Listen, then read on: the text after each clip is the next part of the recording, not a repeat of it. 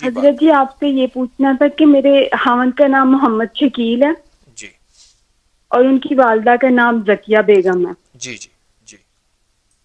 تو میں نے یہ پوچھنا تھا کہ ان پہ کوئی اثرات تو نہیں ہے؟ اچھا.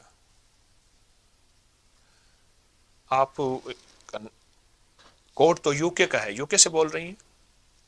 جی جی. ٹھیک. تسبیح خانے کا تعارف کیسے ہوا, کیا فائدہ پایا تسبیح خانے سے آپ کری سے؟ تسبیح آنے سے میں نے بہت کچھ پایا ہے. میں آپ کے درس سنتی ہوں, آپ سے میں نے سب کچھ سیکھا ہے.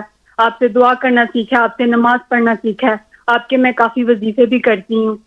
اور میں نے پچھلے دنوں یا باسطوں کا وہ تویز لکھا تھا, ایک طوفانی لڑائی ہوئی تھی, اس کا مجھے بہت زیادہ فائدہ ہوا تھا کہ اگلے دن میری صلح ہو گئی تھی. اس تعویذ کی وجہ سے. جی. یہ تعویذ الباسطوں والا. یہ تعویذ ابکری جنوری میں چھپا تھا اور پوری دنیا جی اس وقت ہمارے ساتھ آن لائن ہے. اس تعویذ کا میں جتنی بھی دنیا میں اس وقت میرے احباب جتنے بھی ہیں میرے ساتھ بیٹھے ہیں یا پوری دنیا میں, ان سب کو اس تعویذ کی اجازت دیتا ہوں. بہت لاکھوں لوگوں کو فائدہ ہوا, اس کی بہت برکات ہیں. اور آپ کہہ رہی ہیں کہ طوفانی لڑائی ہوئی, اس سے آپ کو نجات ملی اور دوسرے دن صلح ہو گئی, یہ کہہ رہی ہیں؟ جی, میں نے پانی میں بھی پیا اور اس کو وزن کے نیچے بھی رکھا تو جی میری اگلے دن صلح ہو گئی تھی. جی ایک طوفانی لڑائی ہوئی تھی گھر میں.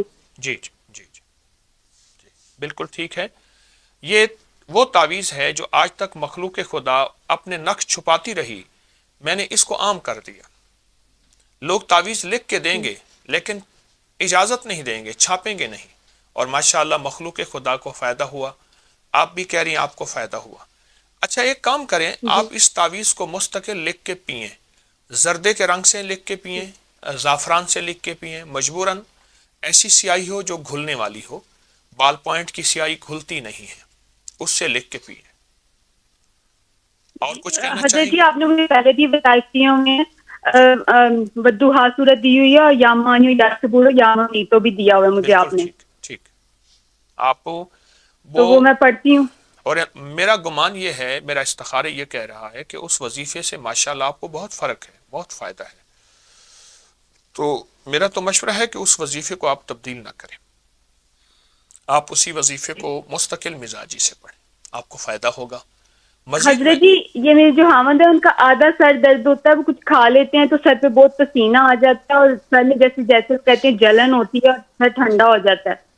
ٹھیک, ان سے کہی گئے کہ وہ سر پہ ہاتھ رکھ کے, جس وقت سر پہ تکلیف ہو ہاتھ ایسے رکھیں گے, انگلی ایسی, جیسے یہ دیکھیں میں رکھ رہا ہوں, آپ مجھے انشاءاللہ ٹی وی میں دیکھ رہی ہوں گی, ایسے ہاتھ رکھ کے نا, جی تو ان سے عرض کریں سانس روک کے صرف یہ ایک لفظ پڑھنا ہے, یا جلیلو, اللہ کا نام ہے یا جلیلو, سانس روک کے بس ایک جی لفظ پڑھنا ہے. اور جب سانس ٹوٹ جائے تو اپنی انگلی پہ ایسے پھونک مار کے ایسے گول دائرہ سا بنا دے ایک دفعہ, اور یہ چند بار کریں, جی درد ہمیشہ کے لیے ختم ہوگا. پھر اگر کبھی ہو بھی جائے تو یہ یا جلیلوں کا عمل کر لیں, سر پہ دائرہ سا بنا لیجیے.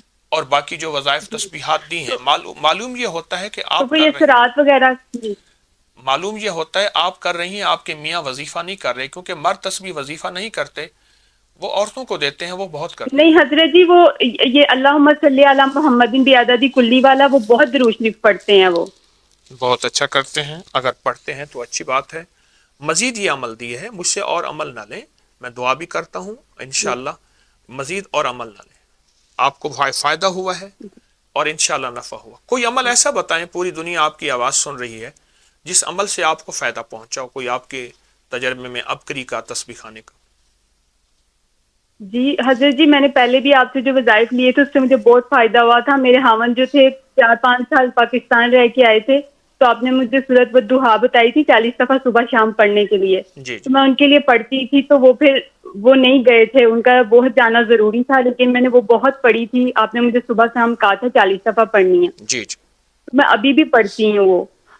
یعنی تو آپ مجھے اس کا خامد کو اگر مرید بنانا ہو اور اپنا غلام بنانا ہو تو یہ بہت اچھی چیز ہے, کیا خیال ہے؟ اچھی چیز ہے, لیکن وہ بن جائے تو بہت اچھی بات ہے آپ کی دعاؤں سے. نہیں, میرے خیال میں تو بن گئے ہیں. آپ کہتے ہیں کہ وہ نہیں, ابھی اتنا نہیں بنے نا, ابھی اتنا نہیں بنے, میں کہتی ہوں اور بہت زیادہ بن جائے وہ. نہ زیادہ نہ بنائیں, اس کو زیادہ نہ بنائیں. میں نے ایک بندے سے عرض کیا تھا, میں نے کہا یہ دوائی کھائیں آپ ہرن ہو جائیں گے. مجھے کہنا حکیم صاحب انسان رہنے دیں ورنہ لائسنس لینا پڑے گا ہرن کے لیے. تو آپ زیادہ نہ بنائیں. آپ بس میرا مشورہ ہے کہ آپ کو جو دیا ہے آپ اس کو کریں, اور اس کا بہت فائدہ ہوتا ہے. سورۃ والضحیٰ جس میں 9 کاف ہیں, ہر کاف کے اوپر 9 بار یا کریم کہنی ہوتی ہے, پڑھنی ہوتی ہے. وہ عمل بھی آپ کو دیا ہے, انشاءاللہ فائدہ ہوگا. آپ کی کال بند کر دوں اور موقع دے دوں کسی کو. کوثر وہ اللہ کے خزانے ہیں, اور اس میں سارے خزانے, صحت کے خزانے کوثر میں ہیں, دولت کے خزانے کوثر میں ہیں, عزت کے خزانے کوثر میں ہیں, نسلوں کے خزانے کوثر میں ہیں, برکت کے خزانے کوثر میں ہیں, راحتوں کے خزانے کوثر میں ہیں, اور خیروں کے خزانے کوثر میں ہیں. بیٹے, عزتیں, راحتیں, برکتیں, رحمتیں, خوشیاں, کامیابیاں یہ اللہ جل شانہ نے کوثر میں سمو دیے ہیں, کوثر میں. اور جس کو کوثر مل گیا اور میرے حبیب کو ملا, ہم نے آپ کو عطا کیا. میرے رب کے خزانے بہت وسیع ہیں, مجھے آپ کو خبر نہیں. حضرت موسیٰ علیہ السلام اور حضرت خضر علیہ السلام کشتی میں بیٹھے تھے اور سفر کر رہے تھے, جس کا کوئی تذکرہ قرآن میں موجود ہے. تو ایک چڑیا آ کے اس کشتی کے کنارے پہ بیٹھی, اور اس نے سمندر کے پانی سے چونچ بھرا, اور چونچ پانی کا بھر کے پی کے چلے گئے. تو خضر علیہ السلام نے فرمایا, جتنا چونچ میں پانی چڑیا کے ہے یہ ساری کائنات کا علم ہے جو اللہ نے مخلوق کو دیا ہے, اور باقی جتنا علم ہے یہ سارا سمندر اللہ کے پاس ہے. میرے اللہ کے پاس یہ جو سمندر ہے یہ میرے اللہ کے پاس علم ہے. میرے اللہ کا علم اتنا ہے, اور میرے اللہ کی طاقت اتنی ہے, اور میرے اللہ کی قوت اتنی ہے, اور میرے اللہ کے پاس خزانے ہیں, وسیع خزانے ہیں. اتنے وسیع خزانے ہیں کہ کائنات ساری ایک وقت میں مانگنے میں آئے, اور اپنے مزاج میں, اپنی طبیعت میں, اپنی چاہت میں مانگنے میں آئے, اور مانگے, اور جی بھر کے مانگے, اور جو جی میں آئے وہی مانگے. میرا رب سب کو دے, سب کی سنے, اور سب کی سننے کے بعد سب کو اپنے غیب کے خزانے سے جھولیاں بھر کے عطا کرے. تو میرے رب کے خزانوں میں ایک خزانہ ہے, اس کا نام ہے کوثر. ایک خزانہ ہے, اور اس خزانے کا ایک چشمہ ہے جس کا چشمے کا نام کوثر ہے. جیسے سمندر ہے, بہت بڑھیا دریا ہے, دریا سے نہریں نکلتی ہیں, بڑی نہریں, چھوٹی نہریں, بڑی نہریں نکلتی ہیں. میرے رب کے خزانوں میں ایک خزانہ ہے, نعمتوں کا خزانہ, انعامات کا خزانہ, راحتوں کا خزانہ, برکتوں کا خزانہ, وسعتوں کا خزانہ, عافیتوں کا خزانہ. میرے رب کے خزانوں میں ایک خزانہ ہے, اور وہ میرے رب کے علم میں ہے. اس خزانے میں سے ایک خزانہ ہے, اس کا نام کوثر ہے. اور وہ جو کوثر ہے, وہ اللہ جل شانہ نے صرف سارے نبیوں میں سے کسی کو نہیں دی, اور میرے مدینے والے محمد صلی اللہ تعالی علیہ وسلم کو عطا فرمائی. میرے رب کے پاس جتنی کوثر ہے اس میں کیا خزانے ہوں گے, اس میں کیا نعمتیں ہوں گی, اس میں کیا راحتیں ہوں گی, اور اس کے اندر کیا برکتیں ہوں گے. یہ تو خزانے میں سے, کوثر کے خزانے میں سے ایک کوثر دیا ہے اللہ نے, حوض کوثر جسے کہتے ہیں. زبیدہ نہر بہ رہی ہے, اس کے جگہ جگہ 7 حوض بنائے ہوئے ہیں, لوگ پھر وہاں سے پانی پیتے ہیں, باقی نہر بہ رہی ہے. یہ حوض کوثر ہے, اور اس کوثر کی یہ تاثیر ہے, جب تک میرے آقا کے دست اطہر سے, میرے سونے ہاتھوں سے, مبارک ہاتھوں سے اگر کوئی پانی نہیں پیے گا, کوئی بدقسمتی ہوگا. جب تک پانی نہیں پیے گا اسے دنیا کی پیاس, قیامت کی پیاس, حشر کی پیاس اس کی ختم نہیں ہو سکتی. وہ 7 سمندر پی جائے, وہ ساری کائنات کا پانی پی جائے, اس کی زبان باہر کتے کی طرح لٹکی ہوئی ہوگی جب تک کہ وہ میرے آقا کے ہاتھ مبارک, دست مبارک سے پانی, کوثر کا پانی نہیں پیے گا. اور اللہ جل شانہ نے قرآن پاک میں جو فرمایا, اِنَّا آتَيْنَا کل کوثر, میرے حبیب ہم نے آپ کو ایک نعمت عطا کی ہے جس کا نام کوثر ہے. آپ کو ایک نعمت عطا کی ہے جس کا نام کوثر ہے. اور یاد رکھیے گا ہر کوثر اور ہر زمزم یہ دو چیزیں ہیں. ہر زمزم ایڑیاں رگڑنے کے بعد ملتا ہے. ہر زمزم ایڑیاں رگڑنے کے بعد ملتا ہے. ایڑیوں سے مراد قربانی، کبھی مزاج کی، کبھی طبیعت کی، کبھی چاہتوں کی، کبھی محبتوں کی قربانی. اور قربانی کا سب سے پہلا سبجیکٹ گھر سے شروع ہوتا ہے اور بیوی سے شروع ہوتا ہے. اس میں پہلے میں ہوں. سب سے پہلا سبجیکٹ قربانی کا گھر سے شروع ہوتا ہے اور بیوی سے شروع ہوتا ہے. کوئی بھی زمزم ایڑیاں رگڑے بغیر نہیں ملتا. چھوٹا سا بیگ اٹھا کے ادھر رکھ دیا، ایک پل میں چراغ پا ہو گیا، تو کیا زمزم لینے آیا ہے؟ ایڑیاں رگڑے بغیر زمزم نہیں ملے گا. اور ذہن میں رکھیے گا یہ امت قربانی کی متحمل نہیں ہے. پھر اللہ چھوٹی چھوٹی ان چیزوں سے ایڑیاں رگڑوا کے زمزم دے دیتا ہے. ان چھوٹی چھوٹی چیزوں سے. کھانا میرے ذوق کا نہیں، سونا میرے ذوق کا نہیں، رہنا میرے مزاج کا نہیں.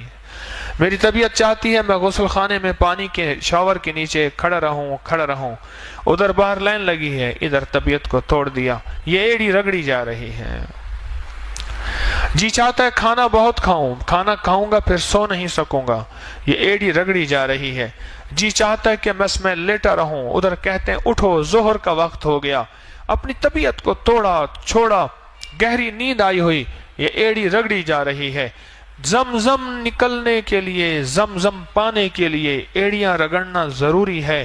وہاں بڑی قربانیاں ہوئی تھیں، یہاں چھوٹی قربانیوں میں رب کی رحمتوں کا زمزم مل جاتا ہے.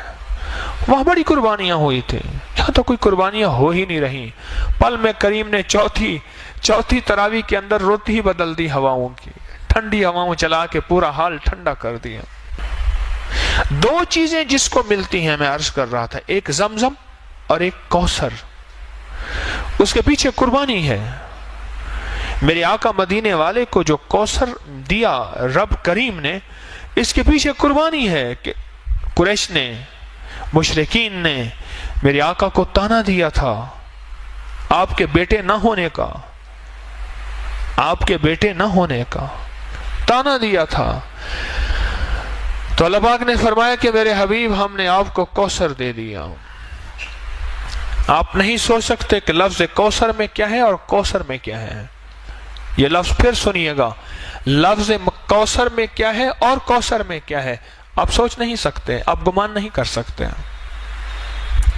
کہ کوثر کس کو ملے گا. دنیا کا کون خوش قسمت انسان ہے جس کو کوثر ملے گا. جس طرح زمزم ناگواریوں کے بغیر نہیں آتا، جس کو میں نے ایڑیاں رگڑنا کہا ہے، اس طرح کوثر بھی ناگواریوں کے بغیر نہیں آتا. کوثر وہ اللہ کے خزانہ ہے اور اس میں سارے خزانے.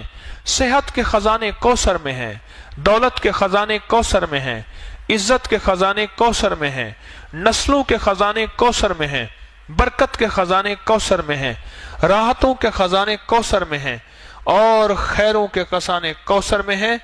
بیٹے، عزتیں، راحتیں، برکتیں، رحمتیں، خوشیاں، کامیابیاں یہ اللہ جل شانہ نے کوثر میں سمو دیے ہیں. کوثر میں. اور جس کو کوثر مل گیا اور میرے حبیب کو ملا، ہم نے آپ کو عطا کیا. اور یاد رکھیے گا جو میرے مدینے والے کی عطا ہے وہ امت تک چلے گی، کیونکہ سخی کے پاس عطا آئی ہے اور سخی چھپا کے نہیں رکھتا. میرے آقا مدینے والے سے بڑھ کے سخی کائنات میں کوئی نہیں ہے اور نہ ہوگا. سخی کے پاس عطا ہے. اور میرے مدینے والے کے اصحاب سخی، میرے مدینے والے کے اہل بیت سخی، اور میرے مدینے والے کے اولیاء صالحین ماننے والے سخی. یہ سخاوت چلے گی، کوثر کا فیض چلے گا ہر اس شخص کے پاس جس کے اندر کچھ خوبیاں ہوں گی، اللہ اس کو کوثر دے گا. ایک وہ شخص جو سخی ہوگا، رب اس سے کوثر کو دور نہیں کرے گا. سخی ہوگا، غریب ہو کے بھی سخی ہو، امیر ہو کے سخی ہونا بڑا مشکل ہوتا ہے. ضروری نہیں دولت کا تعلق سخاوت سے ہو. سخاوت دل کی کیفیتوں کا نام ہے، دولت سے نہیں ہے. جو غریب ہو کے بھی سخی ہو اس کو کوثر ملے گی. سنتے جائیے گا. جو غریب ہو کے بھی سخی ہو اور امیر ہو کے بھی سخی ہو، سخی کو کوثر ملے گا، ایک سخی کو ملے گا. اور دوسرا اس شخص کو کوثر ملے گا جس کا تعلق زبان کی مٹھاس کے ساتھ ہوگا. بد مزاج، بد زبان شخص کوثر سے محروم ہو جائے گا. اللہ یہ چیز پہلے مجھے عطا فرمائے، میں اس کا بہت زیادہ محتاج ہوں. بد مزاج، بد زبان شخص کوثر سے محروم ہو جائے گا. گالیاں دینے والا، بات بات پہ اللہ سے مانگا کریں، والا میری زبان سے گالیاں ختم کر دیں. اللہ مجھے جتنا غصہ آئے، اللہ میری زبان سے گالیاں ختم کر دیں. اللہ میری زبان کو گالیوں سے پاک کر دیں. بد مزاج، بات بات کے اوپر برہم ہونے والا، لڑنے والا، توڑ پھوڑ کر دینے والا، مارنے والا کوثر سے محروم رہے گا. حلیم مزاج کوثر کو پائے گا. سخی کوثر کو پائے گا. حلیم کوثر کو پائے گا. جس کے اندر حلم ہوگا وہ کوثر کو پائے گا. میں اس کی وضاحت کرتا ہوں کہ کوثر کو کیسے پائے گا. اور تیسرا، معاف کرنے والا کوثر کو پائے گا. جو تجھے محروم کرے تو اسے عطا کر. جو تجھ پہ ظلم کرے تو اسے معاف کر. معاف کرنے والے کو رب کوثر عطا فرمائے گا. کتنے لوگ ایسے تھے، بہن بھائی آپس میں الجھے ہوئے تھے، میں نے کہا چھوڑ دے جائیداد، رشتہ نہ توڑ، رشتے کو بچا لے. جائیداد کا حصہ چھوڑ دے، زمین کا حصہ چھوڑ دے. میرے کہنے پہ چھوڑ دیا اس نے. کئی اتنے تھے جنہوں نے نہیں چھوڑا، ان کی اپنی مرضی ہے. کئی اتنے تھے جنہیں میرے کہنے پہ چھوڑ دیا. میں نے کہا نہ الجھ، رشتے پھر نہیں آئیں گے، یہ چیزیں پھر آ جائیں گے. اگر نہ بھی ملیں تو اس کا صلہ تیری نسلوں میں ملے گا. اس نے چھوڑ دیا جائیداد، زمین، دکان، مال، چیزیں، تقسیم. میں نہیں لیتا.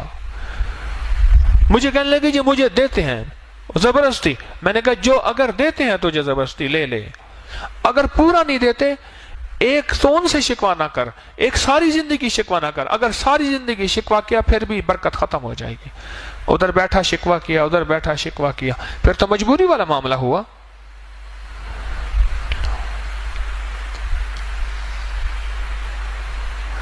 کوثر ملتا ہے، کوثر معاف کرنے والے کو کوثر ملتا ہے. کیا عجیب ہے نعمت. معاف کرنے والے کو رب کوثر دیتا ہے، رب کوثر دیتا ہے. جو سلام کو عام کرتا ہے رب اس کو کوثر دیتا ہے. چوتھی نعمت بتا رہا ہوں، یاد گن رہے ہیں جن کو کوثر مل رہا. پہلا کس کو ملے گا؟ سخی کو. دوسرا حلم، حلیم کو، حلم والے کو. تیسرا معاف کرنے والے کو. چوتھا سلام کو عام کرنے والے کو کوثر ملے گا، کوثر ملے. اور تیسرا پانچواں، پیٹھ پیچھے دعا دینے والے کو. کسی کے لیے دعا پیٹھ پیچھے اس کے لیے کر رہا، نہ جان نہ پہچان نہ جاننا، پیٹھ پیچھے دعا کرنے والا، اس کو کوثر ملے گا، اس کو کوثر ملے گا. اور چھٹا، اس کو کوثر ملے گا جو اللہ کے لیے کھلاتا ہے اور اللہ کے لیے پلاتا ہے اور اللہ کے لیے سلاتا ہے اور اللہ کے لیے جگہ دیتا ہے.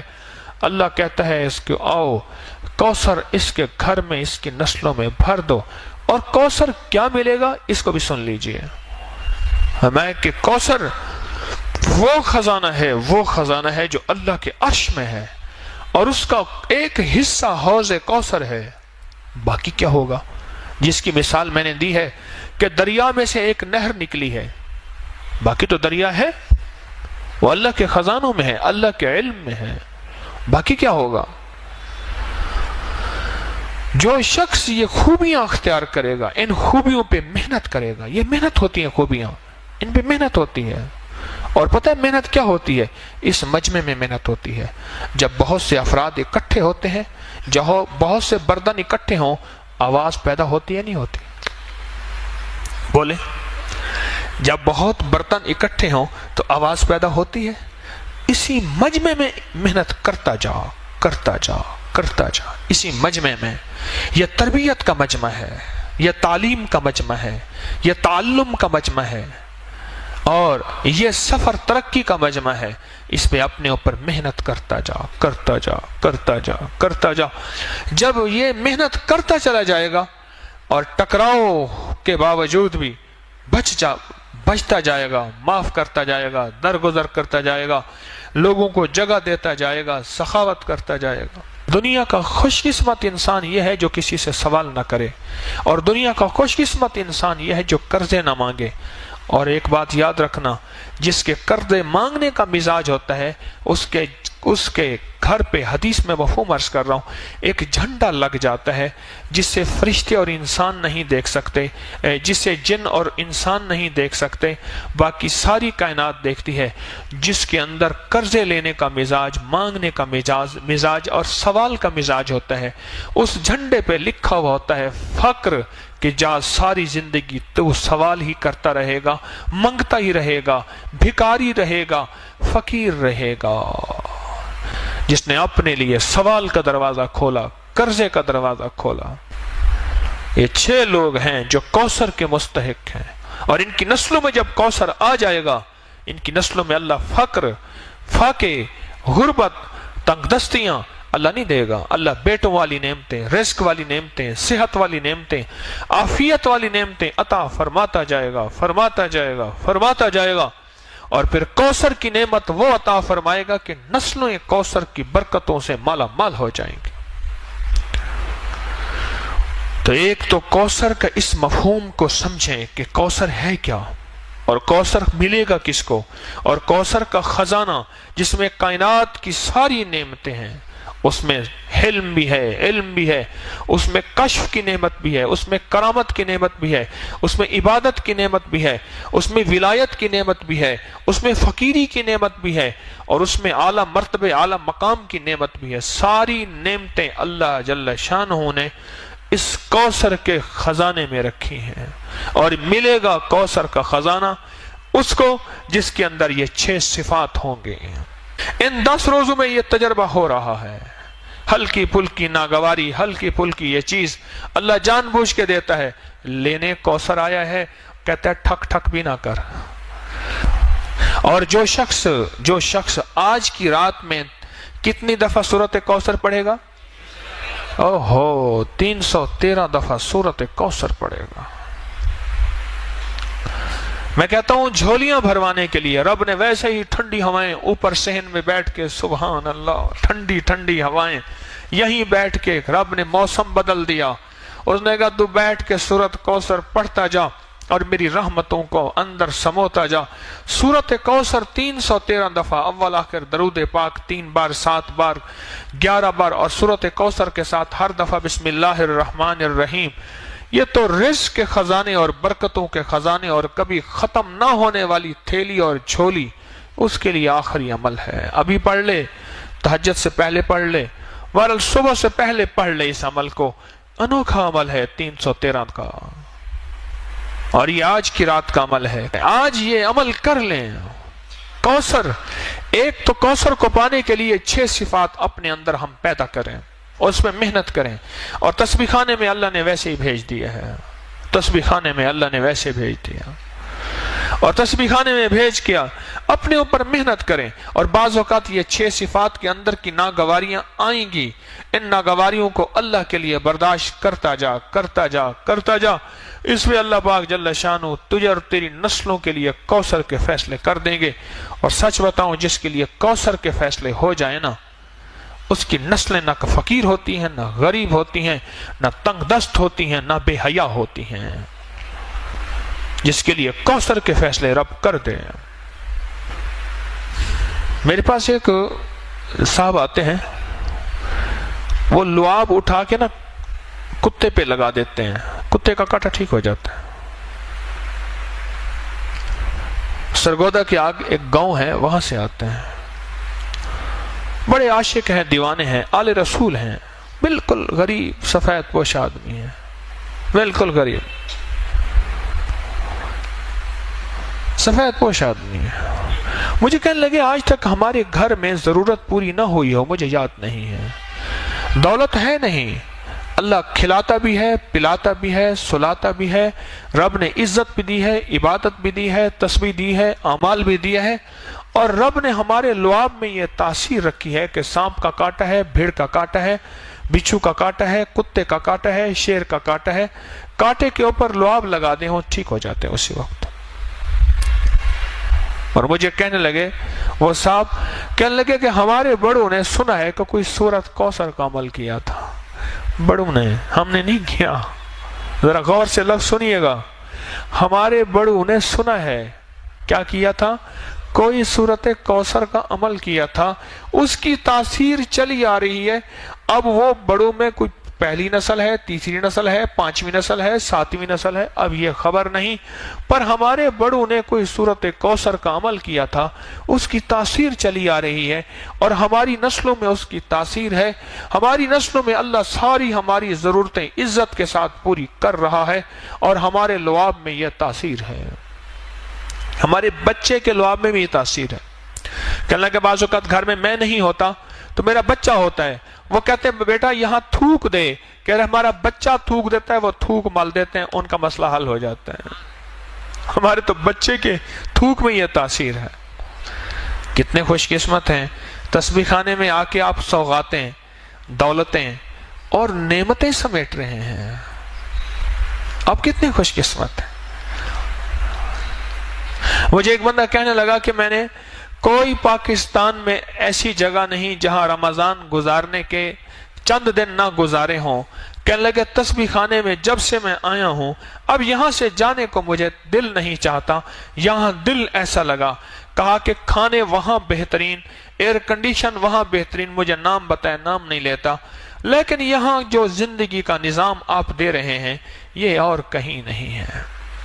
دن رات جھولیاں بھر رہے، دن رات سعادتیں مل رہی، دن رات عبادتیں مل رہی، دن رات راحتیں مل رہی، اور دن رات مدینے والے کا فیض، عشق اور محبتیں، آل و اصحاب کی نعمتیں یہ دن رات مل رہی۔